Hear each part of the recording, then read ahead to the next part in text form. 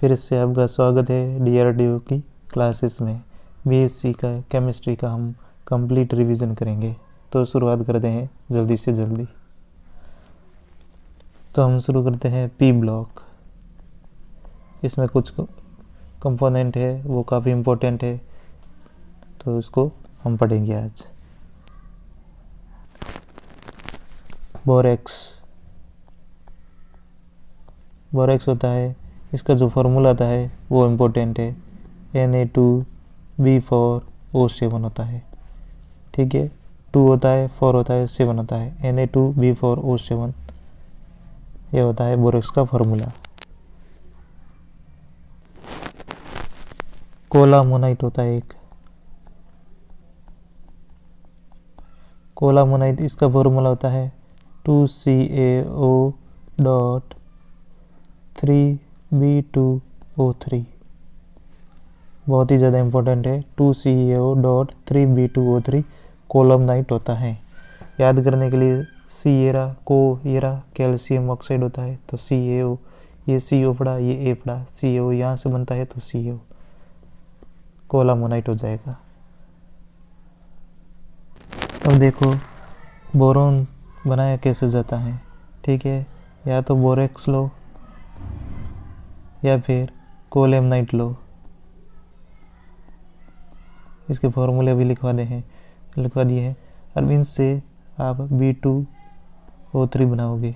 B2O3 को फिर reaction आप किसी भी मेटल से, जैसे सोडियम या फिर पोटेशियम या मैग्नीशियम या एल्यूमिनियम, किसी भी मेटल से रिएक्शन करवा दोगे तो फिर बोरोन बन जाएगा। और साथ में क्या बन जाएंगे, इनके जो ऑक्साइड बन जाएंगे, जैसे N2O बन जाएगा या फिर K2O, ये बन जाएंगे।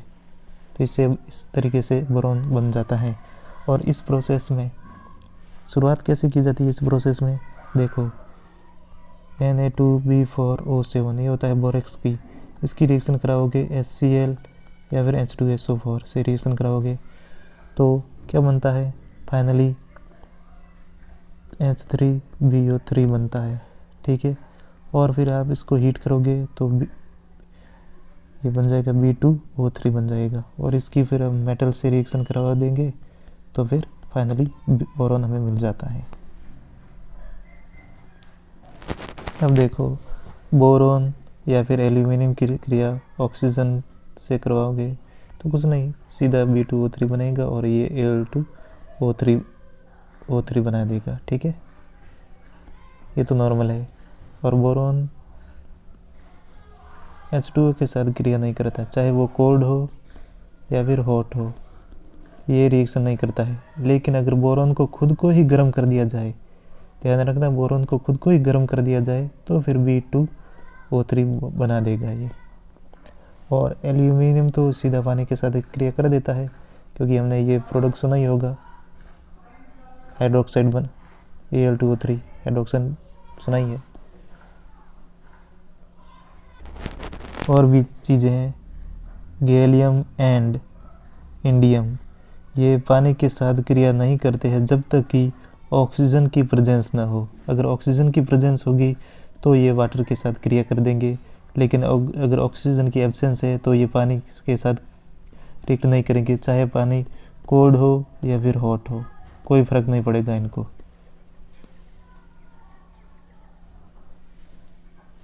और देखो थैलियम होता है, ये रिएक्शन कर देता है और ऑक्साइड बना देता है, ठीक है।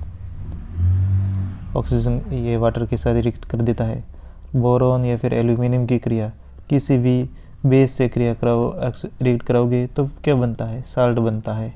बहुत, ये तो सिंपल सी चीज़ है, आप जानते ही हो। अब देखो बोरेक्स बनाने का मेथड। बोरेक्स का फॉर्मूला क्या होता है, Na2B4O7 याद करवाया था अभी। ये बोरेक्स अब बनाते कैसे है, कोलामनाइट लो।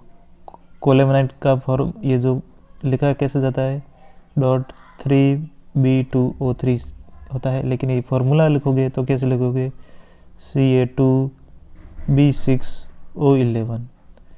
ये फार्मूला याद रखना, बहुत ही ज़्यादा इम्पोर्टेंट है। ये कोलेमनाइट है। इनकी रिएक्शन अगर हम Na2CO3 से करवा दें तो फिर ये CaCO3 भी बनाता है और Na2B4 और O7 बना देता है। तो ये हमें चाहिए होता है, बोरेक्स बना दिया जाता है और बाकी हम फिल्टर वगैरह करके ये फाइनल प्रोडक्ट बना दिया जाता है, क्योंकि ये सब इम्प्योरिटीज़ भी तो इनके साथ या बाई प्रोडक्ट भी निकलता है। तो ये होता है। अब देखो इस बोरेक्स का हम स्ट्रक्चर देखते हैं। ठीक है, दो ये बी 4 बी हो गए। ठीक है, यहाँ बीच में ऑक्सीजन डालो। ठीक है, यहाँ OH डालो, यहाँ पर भी OH डालो, यहाँ पर भी OH डालो और यहाँ पर भी OH डालो। ठीक है, इन दोनों को कनेक्ट करो ऑक्सीजन से, इन दोनों को कनेक्ट करो ऑक्सीजन से, इन दोनों को कनेक्ट करो ऑक्सीजन से, इन दोनों को कनेक्ट करो ऑक्सीजन से। अब सोडियम भी होता है तो ये B- होता है, ये भी B- है, तो इनके पास सोडियम प्लस आ जाएगा और यहाँ पर भी सोडियम प्लस आ जाएगा। तो ये स्ट्रक्चर होता है। ठीक है, अब चारों बोरॉन सेम प्लेन में नहीं होते, याद रखना, सेम प्लेन में नहीं होते हैं, याद रखना, ये इंपॉर्टेंट चीज़ है। क्यों नहीं होते हैं? क्योंकि इनका जो हाइब्रिडाइजेशन होता है अलग होता है। इसमें एक का sp2 हाइब्रिडाइजेशन होता है और एक का sp3 हाइब्रिडाइजेशन होता है। तो ये दोनों चीज़ें याद रखो। ठीक है, तो यार और भी कितने BOB बॉन्ड बनेंगे, ये स्ट्रक्चर पूछा जा सकता है। तो स्ट्रक्चर आना चाहिए, स्ट्रक्चर आते ही आप सारे क्वेश्चन कर दोगे। तो स्ट्रक्चर याद रखो, बाकी कुछ भी याद रखने की ज़रूरत नहीं है, ऑटोमेटिकली आप कर दोगे। ठीक है, आगे देखो बोरिक एसिड।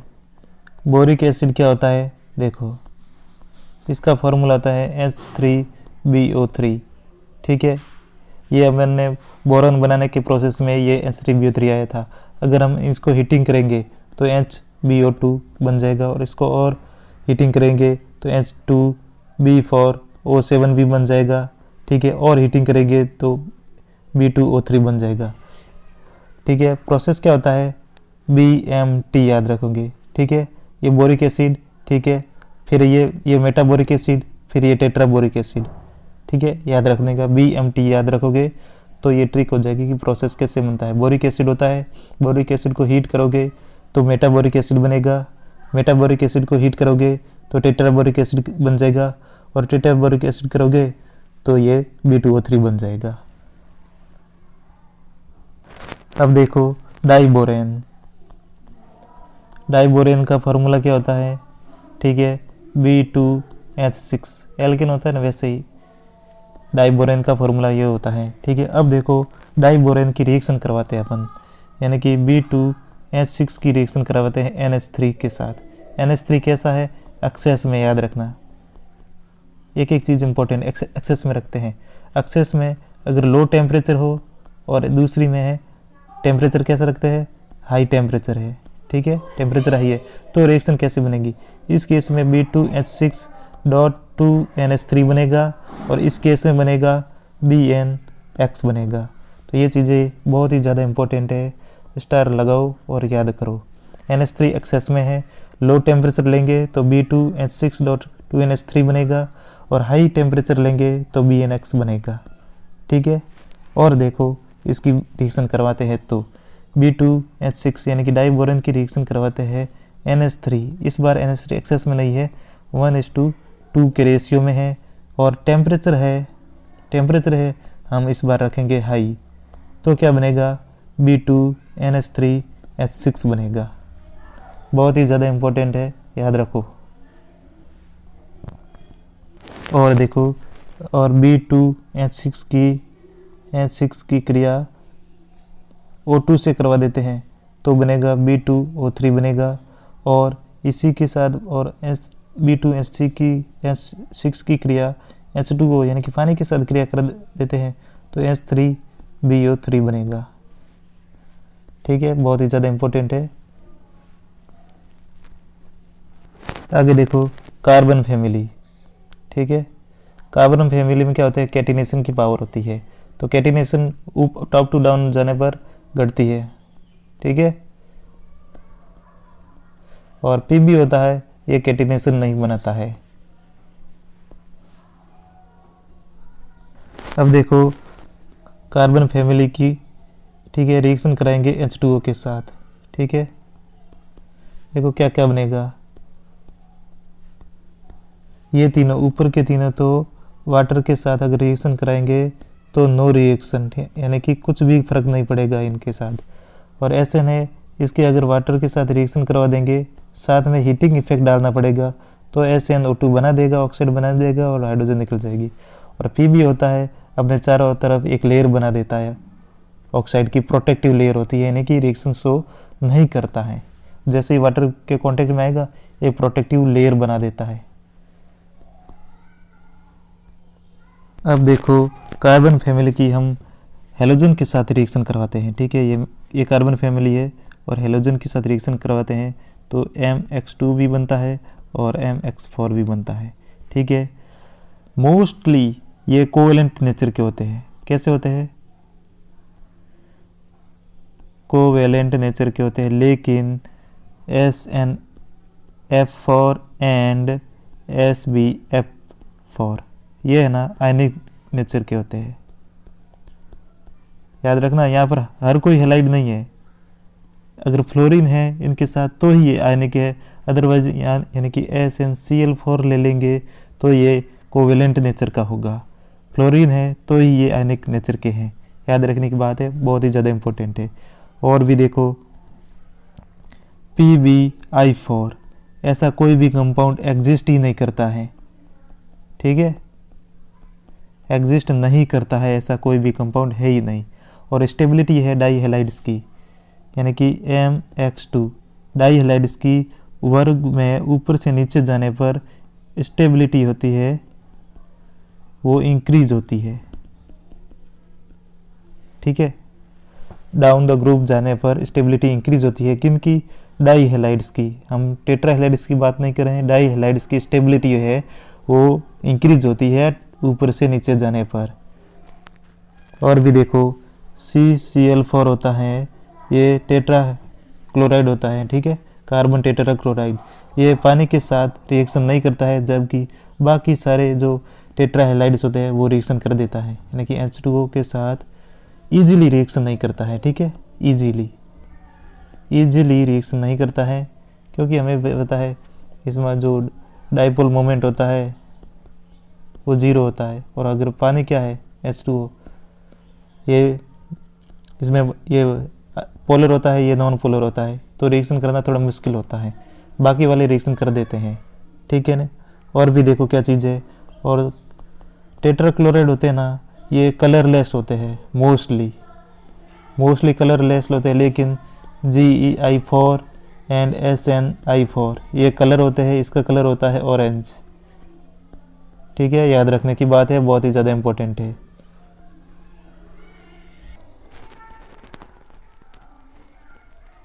अब देखो कार्बन के कार्बन कार्बाइड बनाता है। कैसे बनाता है? देखो C1 टाइप, C2 टाइप और C3 टाइप। C1 टाइप का मतलब है कार्बन 1 है, C2 का मतलब कार्बन 2 है, C3 का मतलब कार्बन 3 है। एग्जाम्पल देखो BE2C, अगर इनकी रिएक्शन हम H2O से करवा देंगे तो BeOH2 बनेगा और साथ में CH4। ठीक है, और C2 टाइप का हम लेते हैं, एग्जाम्पल CaC2 लेते हैं, और इसकी रिएक्शन हम H2O से करवाएंगे तो CaOH2 बनेगा प्लस C2H4 बनेगा। ठीक है, यहाँ पर कार्बन 2 है तो यहाँ पर भी 2 रहेगा, कार्बन यहाँ पर 1 है तो यहाँ पर भी 1 रहेगा। हाइड्रोजन है हमेशा ही 4 रहेगा। ठीक है, इसमें भी 4, अब नीचे आएगा उसमें भी 4 रहेंगे। देखो Mg2C3 लिया है, इनकी रिएक्शन हम H2O से करवा देते हैं तो Mg ये हाइड्रोक्साइड बन जाएगा, प्लस कार्बन कितने 3 है यहाँ पर, तो यहाँ पर कार्बन 3 लेंगे, हाइड्रोजन कितना लेंगे 4 लेंगे हमेशा ही, तो ये बन गए हैं। और भी देखो इसके कार्बन के जो कार्बाइड होता है, एक होता है B4C और SiC, ये है ना, ये दोनों ही कोवेलेंट होते हैं। और अभी ऊपर जो बताए हैं वो सारे के सारे कैसे थे? आयनिक नेचर के थे, बहुत ही ज़्यादा इंपॉर्टेंट है। और ये कोवेलेंट होने की वजह से अगर हम रिएक्शन वाटर के साथ रिएक्शन करवाते हैं तो नो रिएक्शन शो करेगा। ठीक है, और B4C का यूज़ कहाँ किया जाता है? ये बुलेट प्रूफ जैकेट बनाने में किया जाता है। B4C का यूज। और देखो कार्बन मोनोऑक्साइड, अगर हम बंद कमरे में अंगीठी जलाकर सो जाते हैं तो डेथ हो जाती है, इसको स्लीपिंग डेथ बोला जाता है। ठीक है, अब इसका अगर मान लो फिर भी इंसान जिंदा है, सुबह देखा जाए तो उसको एंटीडोट यानी कि उसका जहर है ख़त्म करने के लिए किसका यूज किया जाता है, उसका नाम है कार्बोजीन। ठीक है, इसका फॉर्मूला होता है 95% इसमें ऑक्सीजन होता है प्लस 5% इसमें CO2 होता है। ये एंटीडोट के रूप में यूज़ किया जाता है। कार्बोजीन का होता है CO यानी कि कार्बन मोनोऑक्साइड का जो जहर होता है पॉइजन कम करने के लिए कार्बोजीन का यूज़ किया जाता है। उसका जो कंपोजिशन है याद रखो 95% ऑक्सीजन होगा और 5% CO2 होगा। अब ये कार्बन मोनोऑक्साइड आ गया है तो ये बनता कैसे है, देखो फॉर्मेशन कैसे होता है। ज़्यादा तो इम्पोर्टेंट नहीं है, फिर भी आप बेसिक आइडिया है ताकि हमारा कोई भी क्वेश्चन आए तो छूटे नहीं, याद रखने के लिए। अब क्या लो, पोटेशियम फेरोसाइनेट लो। पोटेशियम फेरोसाइनेट का फॉर्मूला ये होता है K4FeCN6 और इसकी रिएक्शन H2SO4 से करवाओगे। ठीक है, तो क्या बनेगा, K2SO4 बनेगा प्लस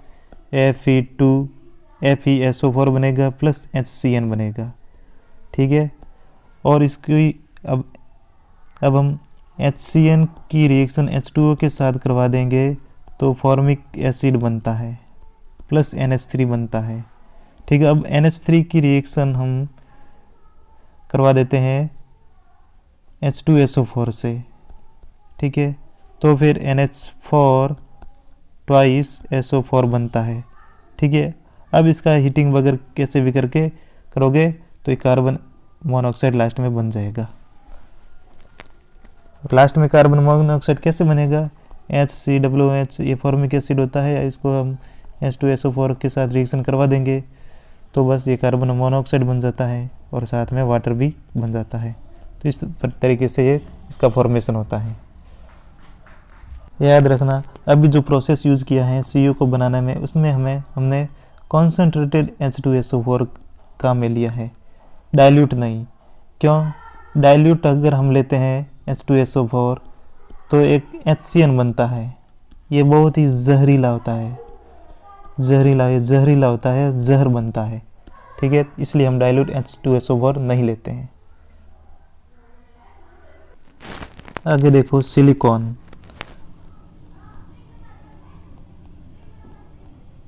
किस टाइप के होते हैं, देखो R3Si लेंगे तो Cl एक लेंगे, R2 लेंगे Si लेंगे तो Cl2 लेंगे।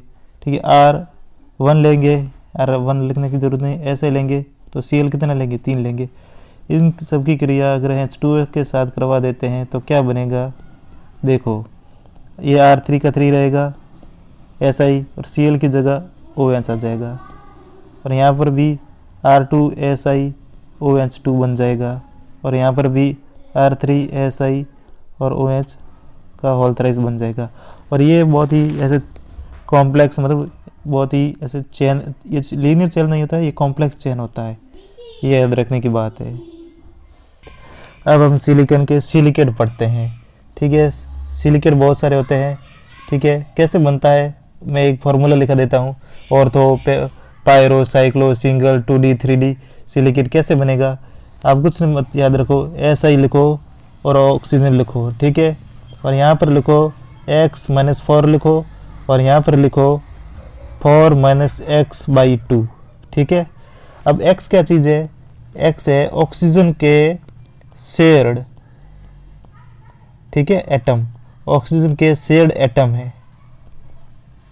अब ऑक्सीजन के शेयर्ड एटम अगर एक है, 0 है यानी कि कुछ भी नहीं है, अगर इसकी वैल्यू x की वैल्यू 0 है, ये हम लिख देते हैं x की वैल्यू। ठीक है, 1 है, 0 है, 1 2 2 2.5 3 और 4 है। 0 है, 0 का मतलब O है, O का मतलब ऑर्थो सिलिकेट हो गया। 1 का मतलब हो जाएगा पायरो। ठीक है, फर्स्ट को क्या बोला जाता है, पहला, तो P से पहला, O से ऑर्थो, 0 से ऑर्थो हो गया। ठीक है, ये हो जाएगा 2 का साइक्लो और फिर दूसरे का बन जाएगा सिंगल चेन। ठीक है, ये हो जाएगा डबल चेन, सिंगल के बाद डबल आता है, डबल चेन, ये हो जाएगा 2D और ये हो जाएगा 3D। ठीक है, तो ये बस फॉर्मूला होता है। x की वैल्यू कुछ भी डालो, 0 डालोगे। अब मान लो एग्जांपल देख लो, फॉर्मूला क्या होता है, SI, ये x माइनस 4 होता है और ये 4 माइनस एक्स बाई 2 होता है। अगर हम x की वैल्यू 0 डालते हैं तो क्या फॉर्मूला बनेगा, ये ऑक्सीजन रखो, SI, ठीक है, ऑक्सीजन, x की वैल्यू 0 रखेंगे तो ये -4 आएगा और 0 रखेंगे तो 4, ये है ऑक्सीजन 0 डाला है तो क्या बनेगा, ये बनेगा ऑर्थो। तो ऑर्थो का फॉर्मूला ये रहेगा। अब देखो पॉलीमराइजेशन टेंडेंसी, ये भी इम्पोर्टेंट है कि कौन कितना स्ट्रॉन्ग पॉलीमर बनाता है, ये हम टेंडेंसी देखेंगे। ठीक है, टेंडेंसी, पॉलीमराइजेशन टेंडेंसी, ठीक है, सिलिकॉन, ठीक है, ये फास्फोरस, फिर सल्फर, ये क्लोरीन, ऐसे ही होता है। ये O4 -4, ये हो जाएगा O4 -3, ठीक है, O4 -2 और ये ClO4, ये -1, ठीक है, ये डिक्रीज होता है। अब इसमें क्या हो रहा है, पाई बॉन्ड कितने हैं, ठीक है, इसमें है 0 पाई बॉन्ड, इसमें है 1 पाई बॉन्ड, इसमें 2, इसमें 3, यानी कि पाई बॉन्ड ऐसे जाने पर इंक्रीज हो रही है पाई बॉन्ड। तो पाई बॉन्ड इंक्रीज होना है तो पॉलीमराइजेशन डिक्रीज हो रही है, तो पॉलीमराइजेशन का टेंडेंसी ये सबसे ज़्यादा ये इसमें होती है।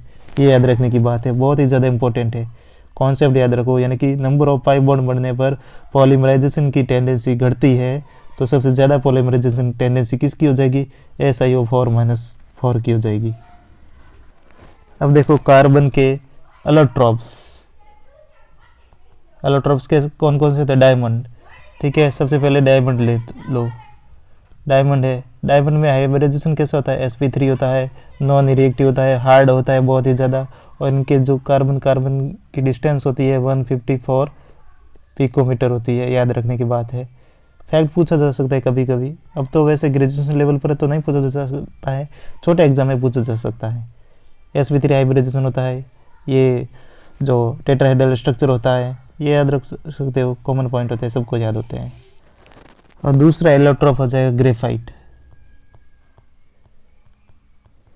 इसका जो हाइब्रिडाइजेशन होता है sp2 होता है, ठीक है, ये दो प्रकार के होते हैं, अल्फा होता है और दूसरा होता है बीटा ग्रेफाइट, अल्फा ग्रेफाइट और बीटा ग्रेफाइट, ठीक है।